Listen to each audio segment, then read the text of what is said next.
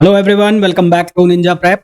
तो आज का जो लेक्चर है इसमें हम डिस्कस करेंगे क्वेश्चंस हिमाचल प्रदेश यूनिवर्सिटी 2023 के एमएससी फिजिक्स एंट्रेंस एग्जाम के। फर्स्ट पार्ट होगा जिसके अंदर हम कुछ लगभग 20 के आसपास क्वेश्चन डिस्कस करेंगे। जितने भी सॉल्यूशंस होंगे वो ऑथेंटिक होंगे और मैंने पूरा कोशिश किया है कि आपको जितने भी सॉल्यूशंस हैं वो अच्छे से समझ आए। तो वीडियो को मैं कंटिन्यू करूं उसके पहले आप लोगों से रिक्वेस्ट रहेगी, जो भी इस वीडियो को देख रहा है प्लीज वीडियो को लाइक जरूर कर दें। चैनल को सब्सक्राइब नहीं किया है, पहली बार चैनल पर आए हो तो चैनल को सब्सक्राइब जरूर कर दें और वीडियो को शेयर जरूर करें अपने फ्रेंड्स के साथ जो भी प्रिपरेशन कर रहे हैं एमएससी फिजिक्स एंट्रेंस एग्जाम की। चलिए स्टार्ट करते हैं। तो सबसे पहला जो क्वेश्चन है उस क्वेश्चन के अंदर हमें पूछा गया है electrostatic potential at a point x, y is given by. Electrostatic potential की वैल्यू हमें गिवन है and that is equals to 2x plus 4y volt में है। The electrostatic energy density. अब इलेक्ट्रोस्टैटिक एनर्जी डेंसिटी जो है उसका फॉर्मूला होता है हाफ एप्सिलॉन नॉट और ई स्क्वायर। तो क्या करना है आपको ई की वैल्यू निकालनी है। तो ई की वैल्यू आप कैसे निकालेंगे? As we know E equals to होता है माइनस ग्रेडियंट ऑफ फाई, या फाई को आप पोटेंशियल को वी भी लिख सकते हैं। तो आपको कुल मिलाकर करना क्या है, आपको इसका ग्रेडियंट करना है। तो यहां से आप लिखेंगे डी अपॉन डी एक्स। तो एक बार तो किसके लिए कर दो, 2x के लिए, और d अपॉन डी वाई ये किसके लिए कर दो, 4y के लिए। जब भी आप स्केलर क्वांटिटी का ग्रेडियंट करेंगे तो वो कन्वर्ट हो जाती है किसमें, वेक्टर में। तो यहाँ पर वेक्टर लग जाएगा, ये आ जाएगा आई कैप और ये आ जाएगा जे कैप। तो जब हम इसको सिंप्लीफाई करेंगे तो यहाँ से हमारे पास वैल्यू आएगी, माइनस बाहर रहेगा ही, ये बनेगा 2i कैप और ये बनेगा 4j cap. 2i cap 4j cap. हमें इसका मैग्नीट्यूड चाहिए, तो इसका मैग्नीट्यूड जो है वो किसके इक्वल होगा, वो होगा √20। 2 का स्क्वायर प्लस 4 का स्क्वायर, तो ये हो जाएगा √20। अब हमें यहां पर इसकी वैल्यू को सब्स्टिट्यूट करना है। तो यहां पर जब वैल्यू को सब्स्टिट्यूट करेंगे तो क्या बनेगा, हाफ, ये हो गया एप्सिलॉन और ई स्क्वायर। तो ई स्क्वायर यानी कि 20। तो आंसर आ जाएगा हमारे पास 10 एप्सिलॉन नॉट, है ना। तो आंसर हमारे पास क्या आ जाएगा, 10 एप्सिलॉन नॉट। नेक्स्ट क्वेश्चन पे आइए। नेक्स्ट क्वेश्चन में हमें बोला है कि जो एक ऑसिलेटिंग वोल्टेज है वी, उस वी की वैल्यू है V0 कॉस ओमेगा टी, और हमें पूछा गया है डिस्प्लेसमेंट करंट के बारे में। तो डिस्प्लेसमेंट करंट को हम लिखते हैं जे डी से, और ये जे डी जो है इसके इक्वल होती है डी अपॉन डी टी। अब जो ये डी है, ये डी क्या होता है, इलेक्ट्रिक डिस्प्लेसमेंट वेक्टर। ये जो डी है इसकी वैल्यू क्या होती है, इलेक्ट्रिक डिस्प्लेसमेंट वेक्टर। अब इलेक्ट्रिक डिस्प्लेसमेंट वेक्टर डी जो है उसको हम किससे लिखते हैं, एप्सिलॉन ई से, है ना। ये जो डी है इस डी की वैल्यू को हम किससे लिखते हैं, एप्सिलॉन नॉट ई नॉट या फिर एप्सिलॉन ई, इससे इसकी वैल्यू को हम लिखते हैं। तो हमने लिख दिया इसको एप्सिलॉन ई। तो हमारे पास जे डी की जो वैल्यू है वो क्या बन जाएगी, epsilon D E upon D T. अब यहां पर वोल्टेज दिया हुआ है तो ई जो है, ई इलेक्ट्रिक फील्ड, वो किसके बराबर होता है, इलेक्ट्रिक फील्ड बराबर होता है वी अपॉन डी। तो फिर से हम इसको चेंज करके क्या लिख सकते हैं, यहां हम लिख सकते हैं एप्सिलॉन अपॉन डी, और यहां पर ई की जगह क्या आ जाएगा, D V upon D T. अब हमें जो v की वैल्यू दी गई है वो हम यहाँ पर सब्स्टिट्यूट करेंगे और आंसर निकालेंगे हमारा। तो यहाँ पर जो हमें वैल्यू दी गई है उसको हम सब्स्टिट्यूट कर देते हैं। तो जे डी ये हो जाएगा एप्सिलॉन अपॉन डी, ये हो गया डी अपॉन डी टी, और ये क्या हो जाएगा, ये हो जाएगा V0 cos omega T, V0 cos omega T.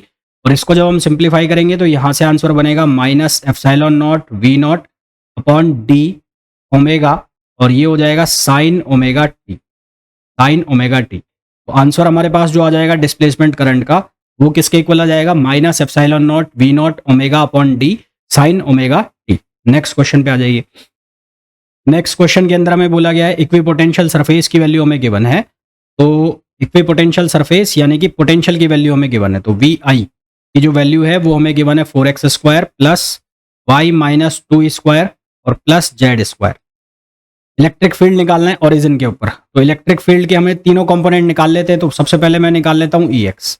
तो ई एक्स की वैल्यू जो है वो किसके बराबर होगी, minus del V I upon del X. तो यहाँ से जब हम इसको सॉल्व करेंगे तो ये बनेगा 8x, तो ये बन जाएगा माइनस 8x, है ना। ये क्या बन जाएगा, माइनस 8x, माइनस 8x। एक, ये जो वैल्यू है ये बन जाएगी माइनस 8x आई कैप। सिमिलरली हम वैल्यू निकाल लेंगे y की। तो y की जो वैल्यू बनेगी वो बनेगी 2y माइनस, ये 2 है, ये 2 y माइनस 2, है ना। तो ये कौन सी डायरेक्शन में आ जाएगा, ये आ जाएगा j में। सिमिलरली हम लोग निकाल लेंगे z। तो z की जो वैल्यू है वो कितनी आ जाएगी, माइनस 2z के कैप। अब हमें कहां पर निकालना है, ओरिजिन पर निकालना है। तो नेट इलेक्ट्रिक फील्ड जो होगा वो किसके बराबर होगा, ई एक्स आई कैप प्लस ई वाई जे कैप प्लस ई जेड के कैप। हमें कहाँ निकालना है, ओरिजिन पर। तो ओरिजिन पर जब निकालेंगे तो ई एक्स क्या हो जाएगा, 0। ई वाई के केस में क्या वैल्यू रखेंगे, ई वाई के केस में जब हम वैल्यू रखेंगे तो यहाँ पर हम क्या वैल्यू सब्सटीट्यूट करेंगे, यहाँ पर रखेंगे -2, वाई की वैल्यू की जगह हम लिख देंगे 0 -2 और ये हो जाएगा जे कैप, ठीक है। और ई जेड भी जो है वो क्या हो जाएगा, 0 हो जाएगा। तो यहाँ से हमारे पास वैल्यू आएगी, ये -2 ये -2 तो ये बन जाएगा 4, तो ये हो जाएगा 4 जे कैप, और 4 जे कैप को हम लिख सकते हैं 4 वाई के कैप, 4 वाई कैप। तो हमारे पास जो करेक्ट आंसर है वो इसका आ जाएगा सी। नेक्स्ट क्वेश्चन पे आइए। नेक्स्ट क्वेश्चन के अंदर हमें गिवन है small charge spherical shell of radius 0.01 metre is at potential 30 volt. अब पोटेंशियल और चार्ज के बीच में क्या रिलेशन होता है, since we know that V equals to Q upon 4 pi epsilon naught R। तो यहां से हम Q की वैल्यू लिख लेते हैं। तो Q की value V into 4 pi epsilon R। V की वैल्यू कितनी है, 30 वोल्ट, तो Q की वैल्यू कितनी हो गई, 30 इंटू 4 पाई एप्सिलॉन R। अब इलेक्ट्रोस्टैटिक एनर्जी शेल की निकालनी है। तो फॉर शेल, तो शेल की जो इलेक्ट्रोस्टैटिक एनर्जी है वो होती है Q square on 8 pi epsilon naught R। अब Q की जो वैल्यू है वो 30 का स्क्वायर हो जाएगा, यानी कि ये बनेगा 900 और ये बन जाएगा 4 pi epsilon naught R square. और इसको मैं इस तरह से लिख देता हूँ, 8 की जगह लिख देता हूँ 2 इंटू 4, ये हो जाएगा 2 into 4 pi epsilon naught R। तो ये पूरा का पूरा कैंसिल हो जाएगा यहाँ से। तो ये कैंसिल हो गया, तो हमारे पास वैल्यू क्या बच गई, 900 ऑन 2। अब 1 ऑन 4 पाई एप्सिलॉन नॉट को हम लिख सकते हैं k, तो इसको मैं लिख दूंगा 1 अपॉन k। तो 1 अपॉन k की वैल्यू किसके इक्वल होती है, 9 into 10 power 9, since k equals to होता है 1 अपॉन 4 पाई एप्सिलॉन नॉट, है ना, वो चेंज कर रहा हूं मैं। और k की वैल्यू क्या होती है, 9 इंटू 10 पावर 9। देन उसके बाद हमारे पास यहाँ पर r की वैल्यू और है, और r की वैल्यू कितनी है, 0.01। तो 0.01 ये किसकी वैल्यू है, r की। इसको जब हम सॉल्व करेंगे तो हमारे पास आंसर आएगा 5 इंटू 10 पावर -10 जूल। इसको जब हम सॉल्व करेंगे तो आंसर आ जाएगा 5 इंटू 10 पावर -10 जूल। अगर आप लोग प्रिपरेशन कर रहे हैं किसी भी MSc फिजिक्स एंट्रेंस एग्जाम की, चाहे वो HPU के लिए हो, चाहे वो पंजाब यूनिवर्सिटी के लिए हो, महर्षि दयानंद यूनिवर्सिटी रोहतक के लिए हो यानी कि MDU के लिए, चाहे वो कुरुक्षेत्र यूनिवर्सिटी के लिए हो, राजस्थान यूनिवर्सिटी के लिए हो, वेस्ट बंगाल की यूनिवर्सिटीज़ के लिए, नॉर्थ ईस्ट आसाम की यूनिवर्सिटीज़ के लिए हो, या आप इलाहाबाद यूनिवर्सिटी एंट्रेंस एग्जाम की प्रिपरेशन कर रहे हैं, मीन्स किसी भी बड़ी यूनिवर्सिटी के फिजिक्स के एंट्रेंस एग्जाम की आप प्रिपरेशन कर रहे हैं, तो उसके लिए आप ये जो बैच है अभ्यास 2.0 इसे ज्वाइन कर सकते हैं। इस बैच के अंदर आपको बहुत सारे प्रैक्टिस क्वेश्चंस मिलेंगे, थ्योरी भी मिलेगी कुछ कुछ सब्जेक्ट्स की, पर प्रैक्टिस क्वेश्चंस ज़्यादा होंगे। साथ ही साथ PYQs अवेलेबल होंगे बहुत सारी यूनिवर्सिटीज़ के, लाइक आपको PYQs मिलेंगे जामिया मिलिया इस्लामिया के, आपको PYQs अवेलेबल होंगे AMU के, साथ ही साथ जो अभी हम डिस्कस कर रहे हैं HPU के PYQs होंगे, पंजाब यूनिवर्सिटी के होंगे, MDU के होंगे, राजस्थान यूनिवर्सिटी के होंगे, CPET ओडिशा के PYQs होंगे। तो बहुत सारे PYQs भी आपको इसके अंदर मिलने वाले हैं। तो कुल मिला के कंप्लीट पैकेज है आपकी MSc फिजिक्स एंट्रेंस एग्जाम की प्रिपरेशन का। तो अगर आप सीरियस हैं MSc में एडमिशन लेने के लिए किसी अच्छी यूनिवर्सिटी में, आपका स्कोर बहुत अच्छा नहीं गया था CUET PG में, तो ये बैच आप लोगों के लिए है। इस बैच को ज्वाइन करने के लिए आपको डाउनलोड करना पड़ेगा Ninja prep app by Kapil sir, जिसे आप गूगल प्ले स्टोर से डाउनलोड कर सकते हैं। इस बैच का जो प्राइस है वो ओनली 1700 रुपीज रहने वाला है, और इसकी जो वैलिडिटी है वो सितंबर तक रहने वाली है। सो दैट जैसे कि वेस्ट बंगाल की कुछ यूनिवर्सिटीज होती है जिनके एंट्रेंस एग्जाम सितंबर में या अगस्त में होते हैं, तो इसलिए वो भी आप दे पाए, इसलिए इसकी जो वैलिडिटी है वो सितंबर तक रखी गई है। तो if you are looking for MSc physics entrance exam और आपको एक अच्छी यूनिवर्सिटी में एडमिशन लेना है, तो ये बैच आपके लिए है। चलिए आगे बढ़ते हैं नेक्स्ट क्वेश्चन पर। नेक्स्ट क्वेश्चन के अंदर हमें बोला गया है which of the following is not a physical component of an electric circuit, electronic circuit. इनमें से कौन एक इलेक्ट्रॉनिक सर्किट का फिजिकल कंपोनेंट, फिजिकल कंपोनेंट मतलब जिसको हम हाथ में लिख सकें, देख सके। तो कैपेसिटर जो होता है वो फिजिकल कंपोनेंट है, इंडक्टर एक फिजिकल कंपोनेंट है, डायोड एक फिजिकल कंपोनेंट है, पर टेम्परेचर एक फिजिकल कंपोनेंट नहीं है। तो इसका जो करेक्ट आंसर आ जाएगा वो क्या आ जाएगा, डी, यानी कि टेम्परेचर।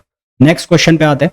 नेक्स्ट क्वेश्चन में बोला गया which of the following is not a property of semiconductor. इनमें से कौन सेमीकंडक्टर की एक प्रॉपर्टी नहीं है जो कि इलेक्ट्रॉनिक डिवाइस में यूज हो रहा है। तो सेमीकंडक्टर इलेक्ट्रॉन को एक्साइट करता है, करता है। फिर थर्मल कंडक्टिविटी हाई होती है, वेरिएबल इलेक्ट्रिकल कंडक्टिविटी होती है, दे डोंट एमिट लाइट, है ना। तो इसका जो करेक्ट ऑप्शन आ जाएगा वो आ जाएगा बी। नेक्स्ट क्वेश्चन पे आइए, which of the following statement is correct for a common emitters amplifier. Common emitter amplifier क्या करता है, वो फेज डिफरेंस कर देता है ना। तो फेज शिफ्ट कर देता है वो 180 डिग्री से इनपुट और आउटपुट वोल्टेज के बीच में। फेज शिफ्ट का मतलब क्या हो गया, यदि आपको इनपुट पर वोल्टेज इस तरह से दी जा रही है, ये आपकी इनपुट वोल्टेज है, तो जो आउटपुट वोल्टेज है वो आपको इस तरह से मिलेगी। तो यहाँ पर फेज शिफ्ट हो जाएगा कितने का, 180 डिग्री का फेज शिफ्ट हो जाएगा। और ये केवल और केवल कौन से एम्पलीफायर में होता है, ये कॉमन एमिटर एम्पलीफायर के अंदर ही होता है। तो इसका करेक्ट आंसर आ जाएगा कौन सा, बी। आइए नेक्स्ट क्वेश्चन पर। नेक्स्ट क्वेश्चन में दिया है a germanium semiconductor is doped with a acceptor impurity concentration. Acceptor की जो इंप्योरिटी कॉन्सेंट्रेशन है यानी कि Na, उसकी वैल्यू गिवन है 10 पावर 15 एटॉम्स पर centimetre cube. Then for the given mobility, mobility की वैल्यू हमें दी है यानी कि म्यू की वैल्यू, और म्यू की वैल्यू कितनी है 1800 सेंटीमीटर स्क्वायर पर वोल्ट सेकेंड। ये मोबिलिटी की वैल्यू हमें दी है। हमें निकालनी है रेजिस्टिविटी, तो रेजिस्टिविटी बराबर होता है 1 सिग्मा, और यहां से इसको हम लिख सकते हैं सिग्मा को Na, और यहां पर क्या आ जाएगा, मोबिलिटी, है ना। यहां पर लिखेंगे हम म्यू, तो यहां से हमारे पास क्या बनेगा, ये बनेगा 1/Na। Na की वैल्यू कितनी हो जाएगी 10 पावर 15, E की value 1.6 into 10 power -19, then mu की वैल्यू कितनी लिखेंगे हम 1800। तो म्यू की वैल्यू हमने लिख दी 1800। यहां से हम इसको सॉल्व करेंगे तो हमारे पास आंसर आ जाएगा 3.472 ओमेगा सेंटीमीटर, ये आंसर आ जाएगा, यानी कि ऑप्शन सी। ऑप्शन सी इसका करेक्ट आंसर होगा।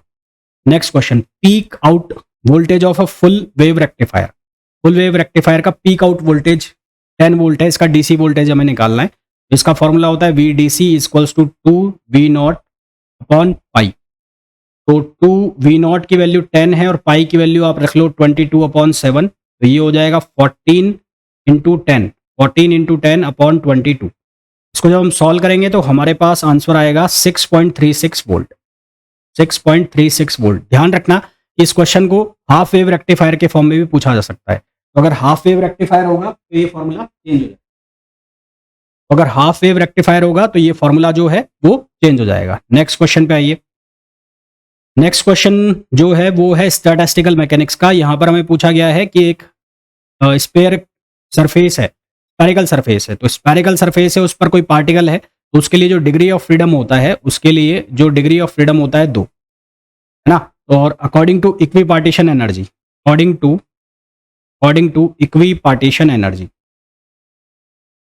इक्वी पार्टीशन एनर्जी, तो इक्वी पार्टीशन एनर्जी के अकॉर्डिंग हर एक डिग्री ऑफ फ्रीडम के लिए जो एनर्जी होती है वो होती है 1/2 kBT। तो यहां पर कितनी है डिग्री ऑफ फ्रीडम 2, तो for 2 degree of freedom 2 TOF ये कितना हो जाएगा, ये हो जाएगा kBT, यानी कि 2/2 है ना, ऐसे मैं लिख देता हूं 2/2, तो ये कितना बन जाएगा kBT। और for n particles, for n particles, तो n पार्टिकल्स के लिए क्या बन जाएगा, फॉर्मूला बन जाएगा n kBT। n पार्टिकल्स के लिए फॉर्मूला बन जाएगा n kBT, यानी कि ऑप्शन सी। तो करेक्ट ऑप्शन आ जाएगा इसका सी। नेक्स्ट क्वेश्चन में बोला है which of the following atoms can not exhibit Bose Einstein condensation. For Bose Einstein condensation, BE condensation, BE condensation के लिए क्या जरूरी है, उसके लिए जो कंडीशन है वो क्या है, N plus E, P plus E should be even. Number of neutrons plus number of protons plus number of electrons का जो समेशन है वो क्या आना चाहिए, इवन आना चाहिए, अगर हमें BE कंडेंसेशन चाहिए। तो यदि मैं पहला वाला चेक करूं यानी कि हाइड्रोजन का, तो 1H1, तो इसमें नंबर ऑफ न्यूट्रॉन्स कितने हैं, इसमें नंबर ऑफ न्यूट्रॉन्स है 0, इसमें नंबर ऑफ प्रोटॉन है 1 और नंबर ऑफ इलेक्ट्रॉन है 1, यानी कि फॉर फर्स्ट केस ये कितना हो गया 0 + 1 + 1, ये आ गया 2, इवन है ना, ये क्या बन गया इवन। सेकंड केस जो बन रहा है वो बन रहा है 4He2। 4He2 के केस में नंबर ऑफ न्यूट्रॉन्स जो हैं वो है 2, नंबर ऑफ प्रोटॉन्स 2 और नंबर ऑफ इलेक्ट्रॉन्स 2, तो ये बन गया 6, ये भी हो गया इवन। फिर हम चेक करें थर्ड वाला, तो थर्ड वाला है 23H11, तो यहाँ पर जो प्रोटॉन है वो है 11, इलेक्ट्रॉन्स भी है 11, और अगर मैं बात करूँ न्यूट्रॉन्स की तो वो है 12, है ना, न्यूट्रॉन्स की मैं बात करूँ तो वो है 12, तो ये कितना हो गया, ये हो गया 34, ये टोटल हो गया 34, तो ये भी आ गया इवन। अब आप चेक करो फोर्थ वाला, फोर्थ वाला है 40, ये एच नहीं है, एच नहीं है ये, फोर्थ वाला H19 ये के होगा, ये फोर्थ में लिखा है 40 और H नहीं है ये 19 के होगा यहाँ पर पोटेशियम। तो यहाँ पर नंबर ऑफ न्यूट्रॉन्स ये कितने हो जाएंगे 40 माइनस 19, तो ये हो जाएंगे 21, तो ये हो गया 21, प्रोटॉन हो गए 19 और इलेक्ट्रॉन भी हो गए 19, 19 28 49, तो ये आ गया 49 और 49 आ गया, तो ये हो गया ऑड, ये ऑड हो गया, तो यहाँ पर इसका करेक्ट आंसर कौन सा हो जाएगा, डी। नेक्स्ट क्वेश्चन पे आइए, which one among the following set of for Maxwell relation is correct, इनमें से कौन मैक्सवेल रिलेशन के लिए करेक्ट है। एंथैल्पी एच को शो कर रहा है, इंटरनल एनर्जी यू को, और देखो तो यहां पर अगर मैं एंथैल्पी का रिलेशन लिखूं,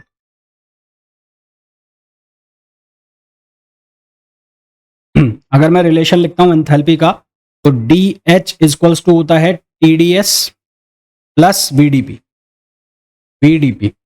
यदि मैं एंट्रोपी के रेस्पेक्ट में इसको डिफरेंशिएट करता हूं तो ये बनता है D H upon D S, D H upon D S constant pressure पर अगर मैं लिखता हूं तो ये बनता है T, D H upon D S, D H upon D S constant pressure पर टी, और इसी के साथ अगर मैं कांस्टेंट प्रेशर पर करता हूं यानी कि D H upon D P और कांस्टेंट एंट्रोपी पर, तो ये बन जाता है क्या, वी, है ना, ये क्या बनता है वी।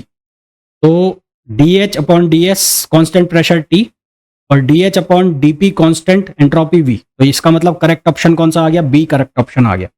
नेक्स्ट क्वेश्चन पे आइए, नेक्स्ट क्वेश्चन में बोला है system of N non interacting and distinguishable particle of spin 1 is in thermodynamic equilibrium, the entropy of the system. For n non-interacting particles, n non-interacting particles, जो हमारे पास thermodynamic probability थी omega, उसको हम लिखते हैं q पावर n से, है ना, किससे लिखते हैं, q पावर n। तो यहां पर हमारे पास जो स्पिन है वो कितनी है, for spin 1 all particles are in pair, all particles are in pair, pair का मतलब क्या हो गया कि स्पिन होती है, एक होती है हाफ और हाफ, पेयर का मतलब क्या हो गया, जितने भी पार्टिकल हैं वो जोड़े में होंगे, यानी कि क्यू की वैल्यू कितनी हो गई, 2 हो गई, तो यहां से ओमेगा की वैल्यू कितनी हो जाएगी, 2 पावर n। तो हमारे पास एंट्रोपी का फॉर्मूला होता है, वो क्या होता है, के बी, और एल एन क्या होता है, ओमेगा। ओमेगा की वैल्यू कितनी, 2 पावर n, तो यहां से हम इसको सॉल्व करेंगे तो ये बन जाएगा n के बी और L N two, n K B L N two, which is option C, next question पे आइए। नेक्स्ट क्वेश्चन में बोला है classical gas of molecules each of mass m is in thermal equilibrium at the absolute temperature T. The velocity components of the molecule along the Cartesian axis. देखो हम अगर Vx की individual value निकालें या Vy की individual value निकालें, किसी की भी एक डायरेक्शन में इंडिविजुअल वैल्यू निकालते हैं तो Vx स्क्वायर की वैल्यू आती है KT upon m। Similarly Vy square individual direction में निकालेंगे तो वो भी कितना आएगा, KT अपॉन m। अब हमें यहाँ पर मीन वैल्यू निकालनी है, तो मीन वैल्यू निकालनी है हमें Vx प्लस Vy और स्क्वायर इसकी मीन वैल्यू निकालनी है, तो इसका स्क्वायर करेंगे तो ये बनेगा Vx स्क्वायर, ये जो ये ब्रैकेट लग रहा है एंगुलर ब्रैकेट्स, ये शो कर रहे हैं मीन वैल्यू को, और ये हो गया Vy स्क्वायर, और यहाँ पर बन जाएगा 2Vx और ये हो जाएगा Vy। अब ये जो वैल्यू है, ये वैल्यू ये हो जाएगी 0, ये 0 क्यों हो जाएगी, क्योंकि सिर्फ Vx की मीन वैल्यू 0 और सिर्फ Vy की जो मीन वैल्यू है वो क्या होती है, 0 होती है। तो यहां से ये किसके बराबर हो गया, Vx square plus Vy square. Vx square किसके इक्वल है, वो है KT ओवर m, और ये भी किसके इक्वल है, KT ओवर m। तो पूरी वैल्यू किसके इक्वल हो जाएगी, 2KT ओवर m। तो हमारे पास जो करेक्ट आंसर आ जाएगा वो आ जाएगा डी। नेक्स्ट क्वेश्चन पे आइए, वेव ट्रांसमिट्स, तो जब वेव ट्रांसमिट होती है तो वो एनर्जी को अपने साथ प्रोपोगेट करती है, ना कि मास को, तो इसका जो करेक्ट आंसर आ जाएगा वो आ जाएगा ए। फिर साउंड वेव जो है उसको प्रोपोगेट करने के लिए हमें चाहिए मीडियम, वो वैक्यूम में ट्रांसमिट नहीं होगी, तो हमारे पास करेक्ट आंसर आएगा सी। नंबर ऑफ बीट्स प्रोड्यूस पर सेकंड इज इक्वल्स टू, तो difference of frequency of 2 tuning fork, तो इसका करेक्ट आंसर आ जाएगा बी। फिर आइए नेक्स्ट क्वेश्चन पे, 2 particles each of rest mass m collides head on and stick together, 2 particle हैं जो टकराते हैं और चिपक जाते हैं। Before collision the speed of mass was 0.6 times. तो सबसे पहले यहाँ गामा की वैल्यू निकाल लो, क्योंकि रिलेटिविटी थ्योरी लग रही है यहाँ पर। तो 1/1 minus V square upon C square, तो ये बन गया 1 माइनस वी 0.6 टाइम्स है ना, तो ये हो जाएगा 0.36 सी स्क्वायर अपॉन सी स्क्वायर, ये कैंसिल आउट हो गया, तो ये बन जाएगा 1/0.64। तो 0.64 यानी कि हो गया 0.8 और ये बन गया 1.25। 1.25 को आप क्या लिख सकते हो, 5/4। अब लगाएंगे हम यहाँ पर एनर्जी कंजर्वेशन। क्या लगाएंगे, एनर्जी कंजर्वेशन। तो एनर्जी कंजर्वेशन लगाएंगे तो फॉर फर्स्ट पार्टिकल क्या लिखोगे, गामा एम सी स्क्वायर, दूसरे पार्टिकल के लिए भी गामा एम सी स्क्वायर, और कॉलिजन के बाद है ना, कॉलिजन के बाद, तो कॉलिजन के बाद मान लेते हैं मास हो गया एम सी स्क्वायर, तो gamma M C square plus gamma M C square, gamma M C square, gamma की वैल्यू 5/4 है, तो ये हो जाएगा 2/5/4 एम सी स्क्वायर, और ये हो गया एम सी स्क्वायर। अब यहाँ से ये 2 टाइम्स कैंसिल हो गया और ये सी स्क्वायर से सी स्क्वायर कट हो गया, तो ये एम की वैल्यू किसके इक्वल हो गई, 5/2 एम। एम की वैल्यू किसके इक्वल हो गई, 5/2 M, which is option C. तो हमारे पास इसका करेक्ट आंसर आ जाएगा सी। तो ये थे कुछ क्वेश्चंस जो कि Himachal Pradesh university physics entrance exam 2023 के अंदर आए थे। एंड होपफुली जितने भी क्वेश्चंस हैं आपके, उनके सॉल्यूशंस बहुत अच्छे से समझ में उनको वो आ गए होंगे आपको। फिर भी कोई डाउट है तो आप पूछ सकते हैं। और यदि आप प्रिपरेशन करना चाहते हैं एमएससी फिजिक्स एंट्रेंस एग्जाम के लिए, किसी भी यूनिवर्सिटी एंट्रेंस एग्जाम के लिए फिजिक्स से, तो आप ये बैच डाउनलोड ज्वाइन कर सकते हैं by downloading the app Ninja Prep by Kapil sir from Google Play Store. तो वीडियो कैसा लगा आपको कमेंट करके जरूर बताइएगा। जो भी वीडियो को देख रहे हैं प्लीज लाइक जरूर करिएगा। चैनल को सब्सक्राइब नहीं किया है, चैनल को सब्सक्राइब जरूर कीजिएगा और शेयर जरूर कीजिएगा।